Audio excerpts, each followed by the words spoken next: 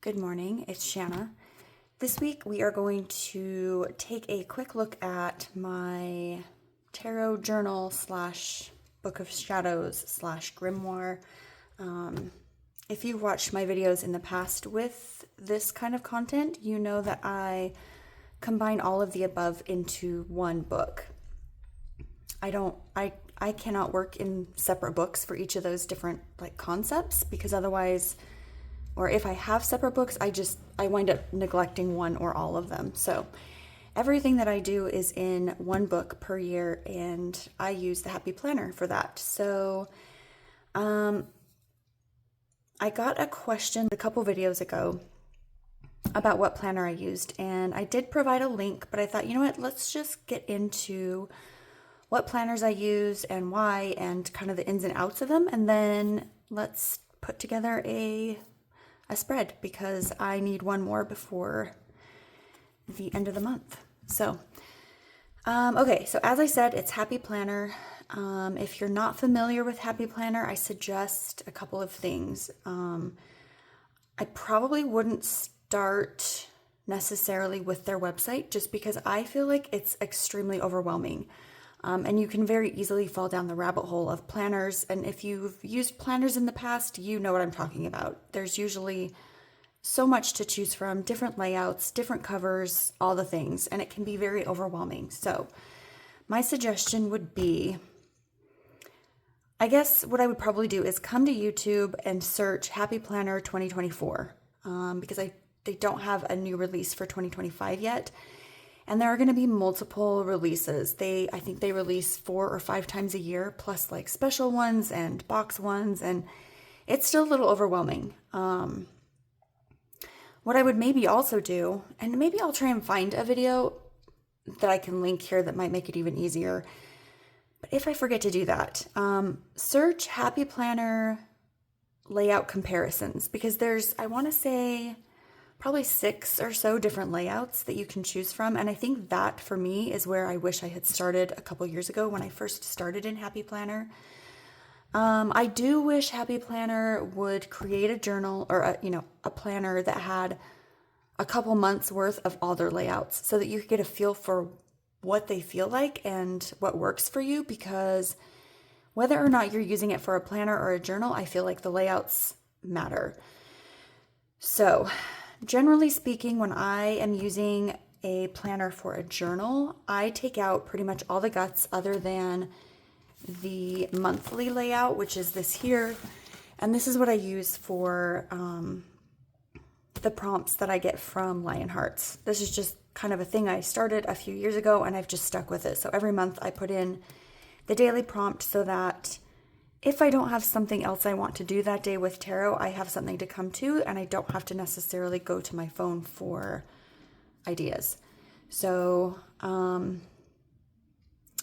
know what? Let me go grab my regular planner, and we'll kind of start there as far as layouts, because it is a little different than this, and we'll kind of see where that takes us. Okay. Also, if you're not familiar with Happy Planner, a couple of the biggest selling points for them is that you can remove pages, you can remove covers, everything snaps in and out. There are hundreds of Etsy shops that have like inserts and dividers and layouts and all the things. You can do all the things. So this is my regular planner. I've kind of cleaned it out a little bit. Things are shifting at work a little, and I am moving into potentially a different planner, but this is what I've been using the last couple of years. So essentially you open it up and you get this like yearly overview. And then this is just one of the dashboards that you can get from Etsy. But so these are the 2 pages. I did remove the 2026, which is here. So this is the classic. It has 9 discs. This is the size. It's like 7 by 9, give or take. This is the skinny classic. So it's about half the size. This is the one I've moved into. And as you can see, if you take one of the full sheets from the classic, you can fold it in half and it will fit in the skinny.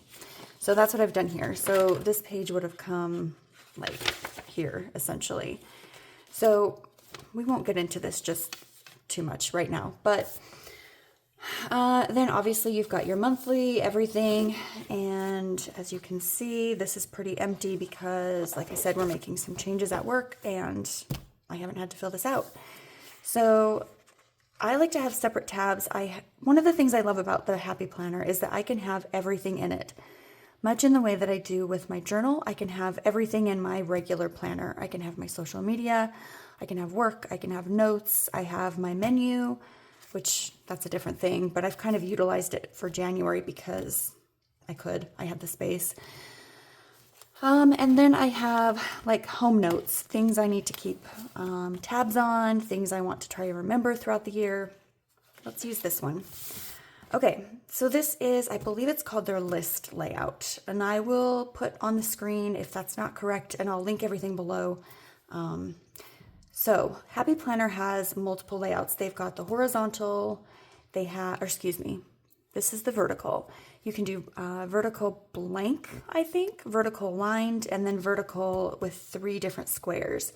This is the vertical list where you've got the dot grid, the lined check boxes, and then a blank at the bottom. So you can see the dot grid there.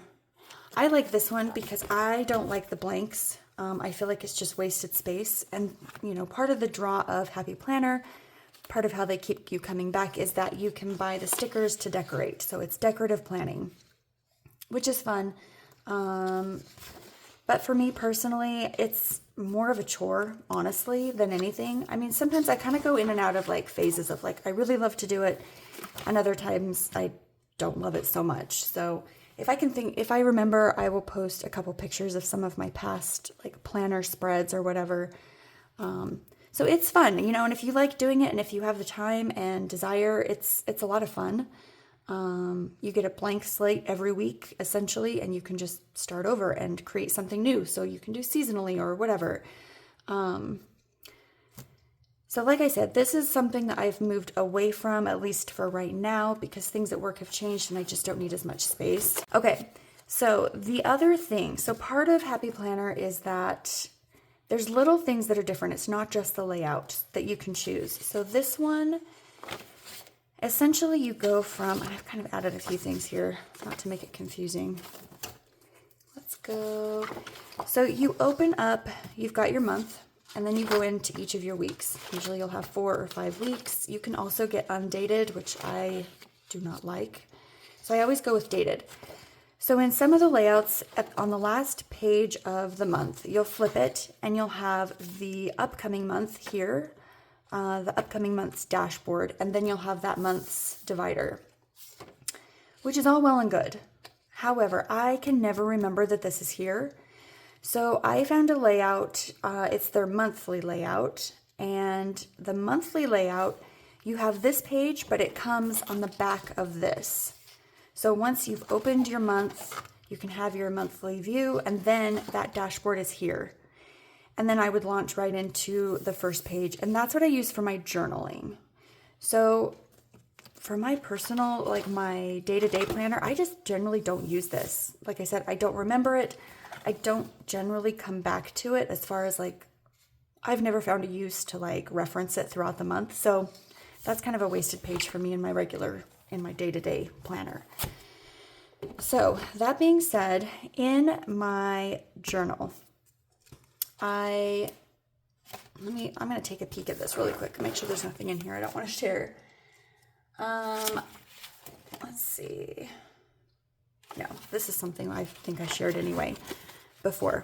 So once you flip the page here from your month, turn the page, and in the monthly layout, this dashboard is the following page. And then I go straight into my journal, which I enjoy because I can kind of plan where I will design this page and my first page of my journaling, like to kind of be cohesive. So that's how that works. And I feel like this is just a lot easier to access because like I flip here, I regularly check this, and then I just turn the page and it's here rather than having to come back to the dashboard. So that's that layout.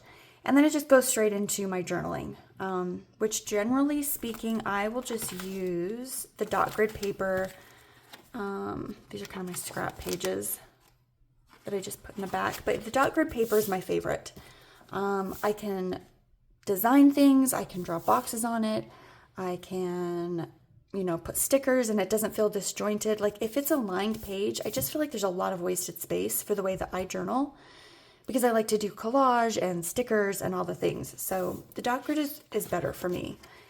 And Happy Planner will regularly come out with dot grid notebook planners. I don't know if they're called planners, just notebooks where, you know, you've got the cover and then just blank dot grid paper. And they usually come with 3 of the dividers, which is nice because they'll have a design on both sides, which that's the other bummer thing about Happy Planner, is that you can't really necessarily reuse these dividers because, I mean, I guess you can if you put paper over this. Like if it wasn't your journal and it was just your day-to-day and you wanted to sort of Franken-plan a new planner, I don't like using these or reusing them because I don't like covering them. It makes them thick. But in the notebooks that you can get, you've got a design on both sides, which is nice. And the divider is blank. So I try to get at least 1, sometimes 2, depending on how much I use notebooks each year, just so that I have that blank notebook paper to use. So all of that being said, hopefully that kind of answers questions. I'm not a person who can get a, like, I have an, what's it, Olive and June? That's a nail company. Olive, I don't know, the planners that start with olive or have the word olive in it. Or even like the traveler's notebooks. I love the look of them. I love the concept of them. Oh, my dogs. But I just cannot work in them. It's too much pressure. And if I mess something up, the whole book's ruined for me. And I can't use them. So this is perfect for me. It's low pressure. It's okay if I mess up a page. I can move things around, which I do frequently. And it's just, this is such a better concept for me personally. The other quick thing, note, this particular planner does not come with these discs. These are separately bought. Some planners will come with metal discs. Most of them come with plastic. The metal disc planners do cost a little bit more. And Happy Planner regularly puts things on sale. So I highly recommend waiting for a sale. But I wouldn't wait for too long because once these are gone, they're gone. They don't bring them back. Even like the notebooks or anything like that, once they're gone, they're gone. So, you know, I put a reminder on my phone for every 4 months to go check their new releases. If there's something I need, I wait for it to come on sale and I grab it. And I don't wait too long because I've done that before and it's a super big bummer to miss out. So I think that's all I have on that. I guess I'll show you the layout I have for this current week. I don't always do seasonal, but sometimes I do. They're fun. And so yeah, I'll come in, and I've discovered that I like to, for a long time I was just decorating like 1 or 2 pages at a time, but I've started coming in and decorating. I'll usually I've got my dashboard here, and then I'll just decorate this. And then a few days or whatever later, I'll come and do these, 1 or 2 of these. And then a few days later, I go and do a couple more and just fill them up as I go. But I've learned kind of about how much I write every month. And so I just have started coming in and like pre-decorating so that when I come, you know, up to my desk at like 7 o'clock at night or first thing in the morning right before I leave for work, I don't have to spend time decorating. It's all ready to go, ready to write. So I can just pull some cards and journal. Now, having said that, I've not yet decorated this page. Usually I try to plan ahead enough knowing that this will be my last page of the month so that, open this back up, I keep opening it all the way, so that it ends with the divider. So I'll have my last page of journaling ends on the divider and then it goes straight into the next month. which I think that's what I'll do. I think those 2 pages prior and this one will be enough for the rest of my month. I haven't been journaling a lot. And I think I'll kind of correlate it here with this full moon in Leo spread, which I'll do sometime today, which is another reason why I like this, the Happy Planner, because where this falls here, where I haven't journaled yet, I can just put this in here and it correlates with the dates.